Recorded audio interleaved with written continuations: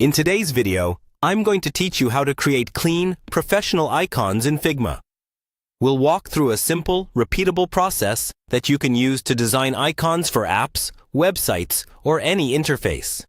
Even if you're fairly new to Figma, you'll be able to follow along. First, open Figma and create a new frame that will act as your icon canvas.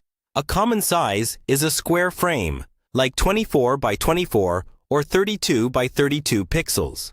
Using a consistent frame size helps your icons feel part of the same family. So pick one size and stick with it for your whole set.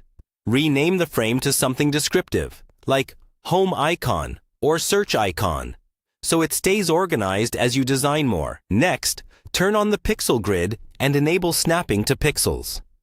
This is important because icons are usually viewed at small sizes, and any shapes that fall between pixels can look blurry.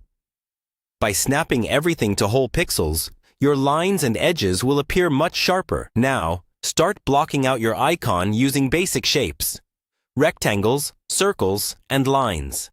For example, a home icon might begin with a simple square for the house and a triangle for the roof.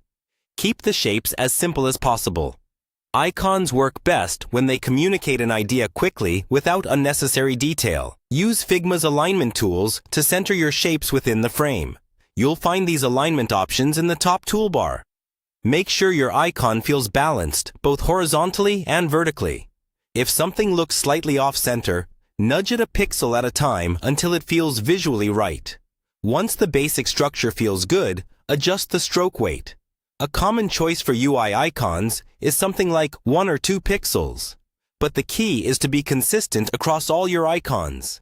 If one icon has very thick lines and another has very thin lines, they won't look like they belong together. Check corners and endings of lines to keep everything neat and polished. When you're happy with the shape, group or combine the elements so the icon behaves as a single unit. You can use Boolean operations like union or subtract if you want to merge shapes into one clean outline. This makes it easier to scale, move, and reuse the icon later.